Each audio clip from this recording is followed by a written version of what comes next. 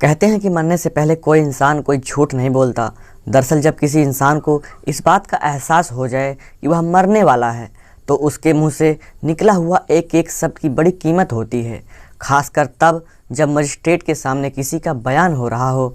उन बयानों को जब कोर्ट में पेश किया जाता है तो जज भी उन बयानों को बड़ा गंभीरता से लेकर आरोपी को सज़ा सुनाता है। दरअसल आज की कहानी जो मैं आपको सुनाने जा रहा हूँ, इस कहानी में कुछ ऐसा ही होता है, लेकिन जो बयान दिए गए थे वो जज के सामने या कोर्ट के सामने या मजिस्ट्रेट के सामने नहीं दिए गए थे, बल्कि वो अपनी भाभी के सामने कुछ ऐसा बता कर जाती है जिस सच को सुनने के बाद उसकी भाभी के पैरों के तले ज़मीन खिसक जाती है। जबकि जो व्यक्ति जो कदम उठाता है वह पेशे से इंजीनियर होता है।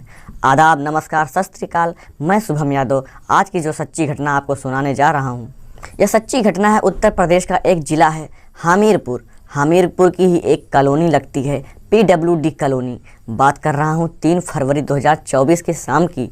यहाँ से लगभग 22 किलोमीटर दूर एक ज़िला है जालौन, उसी का ही एक इलाका लगता है उरई। उरई के रहने वाले विनोद कुशवाहा, उनकी बारात गई थी इसी हमीरपुर सदर कोतवाली क्षेत्र में। और जब बारात जाती है तो बारात में घर के लोग, बाराती लोग और परिवार के रिश्तेदार सभी लोग शामिल होते हैं। बड़ी धूमधाम से शादी समारोह होता है। रात में जब फेरे हो रहे थे तो पंडित जी जो भी फेरों की औपचारिकताएं हो रही थी, तभी दूल्हा और दुल्हन को वो कस्में भी खिलाते हैं और साथ जीने और साथ मरने की वो भी 7 जन्मों तक। सब कुछ ठीक ठाक होता है। अगला दिन निकलता है, यानी कि 4 फरवरी 2024, और दुल्हन को खुशी खुशी विदा कर दिया जाता है। और जब यह दुल्हन विदा हो रही थी तब लोगों में बड़ी खुशी की लहर थी, क्योंकि सब कुछ जो किया था उस लड़की के भाई ने ही किया था। अपने भाई की इकलौती बहन थी, क्योंकि माता और पिता पहले ही मर चुके थे। बहन को बड़े नाज से पाला गया था। उसकी उम्र लगभग 35 साल के आसपास हो चुकी थी। जब बहन विदा होती है तो काफ़ी विलाप भी होता है और खुशी भी मनाई जाती है, क्योंकि उसे तो ससुराल जाना ही था। अब लड़की ससुराल के लिए विदा हो जाती है और पहुंच भी जाती है। तो वहां जाने के बाद उसकी जो शादी की पहली रात, यानी कि सुहाग रात की पहली रात होती है, वो रात इतनी भयानक हो जाएगी, उस लड़की ने इस बात की कभी कल्पना भी नहीं की थी। दरअसल बताते हैं कि जो दूल्हा होता है वो सॉफ्टवेयर इंजीनियर होता है। उसकी भी उम्र लगभग 35 साल के आसपास होती है। शायद वह ट्रेड्स की वजह से या उससे खुद पर भरोसा नहीं था, वह अपने दोस्तों से कुछ ऐसा मशवरा लेता है जो शायद उसे नहीं लेना चाहिए था। दोस्तों से बातचीत करता है और बातचीत करने के बाद सीधा अपनी बीवी के पास जाता है और कुछ खा लेता है। दोस्तों, ऐसा दावा किया जा रहा है कि जैसे उसने शक्तिवर्धक गोलियां खाई, और गोली खाने के बाद वो अपनी पत्नी के पास जाता है और उसके साथ सुहाग रात मनाने की कोशिश कर रहा था।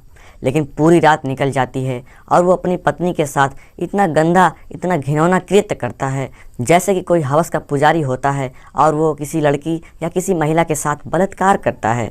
पूरी रात वो अपनी बीवी के साथ कभी प्राकृतिक कभी अप्राकृतिक यौन संबंध बनाता है। और जब उसकी पत्नी ने विरोध किया कि ये सब क्या कर रहे हो, तो वह अपनी पत्नी को पहले ही रात में उस दरिंदे ने उसको डांटा भी, मारा भी, पीटा भी। लेकिन जब तक उसकी हसरत पूरी नहीं हो रही थी तब तक वह उसके साथ ऐसे ही गंदा और घिनौना कृत्य करता चला जाता है। पहली रात थी, इसलिए उसकी पत्नी विरोध भी नहीं कर पाई। पत्नी का नाम दरअसल प्रीति होता है। प्रीति इसलिए इस बात का विरोध नहीं कर पाई क्योंकि पहला दिन था, ससुराल में कुछ कहती तो शायद किसी को बुरा लग सकता था। और कहते हैं कि यह तो सब एक प्रक्रिया होती है, उस प्रक्रिया से गुजरना ही पड़ता है। अगला दिन निकलता है। दिन निकलने के बाद उसकी तबीयत थोड़ी बिगड़ने लगती है, उसे उल्टियाँ होने लगती हैं। वो समझ नहीं पा रही थी कि उसे हुआ क्या है। एक फॉर्मेलिटीज़ के तौर पर छोटे मोटे डॉक्टर को बुलाकर दवाइयाँ दिलवा दी जाती है। फिर एक और रात आती है। जब दूसरी रात आती है तो दूसरी रात में भी कुछ उसके साथ ठीक वैसे ही होता है जैसे पहली रात हुआ था। दूसरी रात में भी शक्तिवर्धक गोलियों का प्रयोग किया जाता है जैसे पहली रात हुआ था। दूसरी रात में भी शक्तिवर्धक गोलियों का प्रयोग किया जाता है और फिर उसके साथ वही शारीरिक संबंध बनाए गए। उसने विरोध भी किया, लेकिन विरोध उसका कुछ काम नहीं आ रहा था और उसके साथ जैसे घिनौना गंदा कृत्य हुआ, उसके साथ यौन संबंध बनाए गए और उसको बहुत बुरी तरह से प्रताड़ भी किया गया। दूसरी रात भी उसकी हालत बिगड़ने लगती है, वो परेशान होने लगती है। ससुराल में उसका दूसरा दिन था, इसलिए अपनी अपनी ज़िंदगी से जुड़ा हुआ जो सच उसके सामने आ रहा था, पहली रात दूसरी रात को समझ नहीं पा रही थी किसी से कहे क्या करे क्या ना करे। दूसरी रात भी निकल जाती है, फिर तीसरी रात में भी उसके साथ वही होता है और दूल्हा का जितना जी चाह रहा था उसके साथ प्राकृतिक अप्राकृतिक यौन संबंध बनाकर अपनी हवस को वो पूरी कर रहा था। उसकी पत्नी के साथ क्या हो रहा है उसको बिल्कुल नहीं पता था, जबकि उसकी पत्नी के जो आंतरिक अंग थे वो डैमेज हो रहे थे। मजबूरन तीसरे दिन वो अपनी जेठानी से बताती है कि मेरी तबीयत बहुत ज़्यादा ख़राब है, मैं समझ नहीं पा रही हूँ कि आखिरकार क्या करूँ। मुझे लगातार उल्टी पर उल्टी हो रही है और किसी छोटे मोटे डॉक्टर को दिखाया लेकिन उससे मुझे आराम नहीं मिला। उसकी जेठानी ने लड़की के मायके वालों को सूचना दी कि तुम्हारी बहन की तबीयत बिगड़ रही है, समझ नहीं आ रहा है कि आखिरकार क्या बात है, उसे आकर देख लो और हो सके तो कहीं अच्छी जगह उसका इलाज कराओ। लड़की वाले आखिरकार इस बात को सुनते हैं और सुनने के बाद उन्हें भी समझ नहीं आ रहा था कि अभी तो 2-3 दिन पहले यहाँ से विदा होकर गई है, लेकिन आखिरकार हो क्या गया है। 1-2 दिन लग जाते हैं, यानी कि 7 फरवरी 2024 को लड़की का भाई उसके पास जाता है और जाने के बाद जब देखता है तो लड़की की हालत वाकई बहुत ज़्यादा ख़राब होती है। लड़का समझ से परे था, इसलिए उसने अपनी बहन को यहाँ से लेकर सीधा कानपुर जाता है। कानपुर के ही एक प्राइवेट नर्सिंग होम में अपनी बहन को एडमिट करा देता है।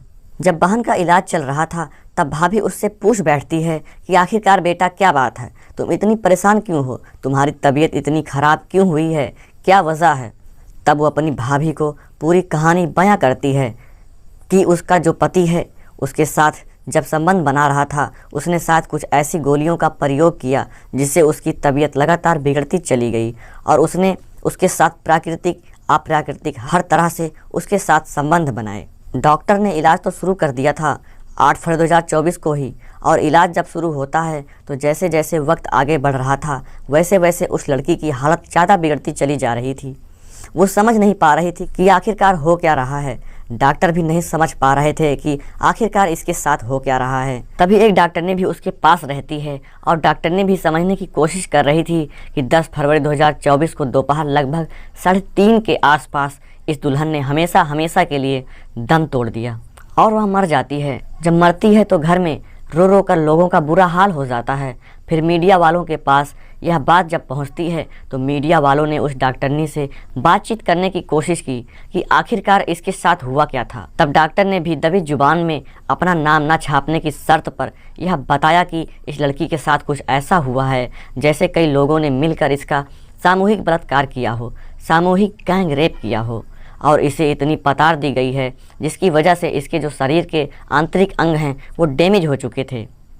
इसका पोस्टमार्टम भी कराया जाता है और जब इसका शव अंतिम संस्कार के लिए पहुंचता है तो परिवार वालों का, गांव वालों का और मोहल्ले वालों का रो रो कर बुरा हाल हो जाता है। जब भाभी के सामने एक मीडिया कर्मी ने अपना कैमरा लगाया, उसने पूछा कि क्या बात है, क्या आप हमें बता सकते हैं। तब उसने बताया कि उसके पति ने कुछ शक्तिवर्धक गोलियां खाने के बाद उसके साथ शारीरिक संबंध बनाए थे, जिसकी वजह से उसकी ननद की हालत बिगड़ती चली गई और वो लोग वक्त पर उसका इलाज करा देते तो शायद वो जिंदा होती। उसके साथ ऐसा कुछ नहीं होता। जब लोग यह कहने लगे कि यह लड़की वाकई बहुत अभागी थी। पहले तो इसके माँ बाप मर चुके थे, हालांकि भाई ने पूरी ईमानदारी के साथ उसकी शादी की, बड़े नाज प्यार से इसे पाला पोसा, सब कुछ किया, लेकिन जिसके साथ इसने जीने मरने की कस्में खाई थी वो भी 7 जन्मों तक, वो 7 दिन तक ही उसके साथ रह सकी। और जो भी हुआ वह वाकई बहुत भयानक हुआ। इस घटना के बाद लोगों को यकीन नहीं हो रहा था कि एक दूल्हा अपनी दुल्हन के साथ आखिरकार ऐसा कदम कैसे उठा सकता है। हैरान करने वाली बात तो यह है, मीडिया में यह खबर प्रकाशित होती है तो उसे भी पता चलता है कि पता नहीं ऐसे कौन से दोस्त होंगे, किस प्रवृत्ति के दोस्त होंगे जिन्होंने यह सलाह मशवरा दिया कि वह शक्तिवर्धक कैप्सूल या गोलियां खाकर अपनी पत्नी के साथ सुहागरात मनाए। हैरान करने वाली बात है, वह पढ़ा लिखा इंसान वह ऐसा कैसे कदम उठा सकता है। यदि उसे कुछ दिक्कत थी, कुछ गड़बड़ थी तो किसी डॉक्टर की सलाह मशवरा ले सकता था, लेकिन ऐसा उदंती टाइप के दोस्तों के पास जाने की पता नहीं उसे क्या ज़रूरत थी। दोस्तों, जो भी होता है बहुत गलत होता है, लेकिन मीडिया में यह भी बात प्रकाशित हो रही थी कि दूल्हा यह दावा कर रहा है उसकी दुल्हन पहले से ही बीमार थी और बीमार लड़की की उससे शादी कर दी गई, इसलिए उसकी लगातार तबीयत बिगड़ती चली जाती है। उस पर तो बेवजह के फिजूल के इल्ज़ाम लग रहे हैं। अब कौन सच्चा है कौन झूठा है हालांकि लड़की के भाई ने एसपी को अपील दी है। अपील देने के बाद इस मामले की जांच कराकर उचित कदम उठाने की बात कही है। अब आगे क्या होगा यह तो खैर जांच के बाद ही स्पष्ट हो सकेगा, लेकिन मीडिया में जिस तरह की खबर आई है वह वाकई अपने आप में हैरान करने वाली है और परेशान करने वाली है। दोस्तों, इस पूरे घटनाक्रम को सुनाने का उद्देश्य किसी को परेशान करना, किसी का दिल दुखाना नहीं है, बल्कि आपको जागरूक करना है, आपको सचेत करना है, आपको बताना है कि जिसके साथ 7 जन्मों तक जीने मरने की कस्में खाई थी, कम से कम उसके साथ तो इस तरह की गंदी हरकत नहीं करनी चाहिए थी। उसी के साथ ही नहीं, किसी के साथ भी सोचना पाप है। जिस तरह का उसने यह हरकत की है, कम से कम ऐसे कदम नहीं उठाना चाहिए। और जो भी हुआ वह बहुत भयानक हुआ है, बहुत गलत हुआ है। फिलहाल मिलते हैं किसी और वीडियो में, तब तक के लिए जय हिंद, वंदे मातरम।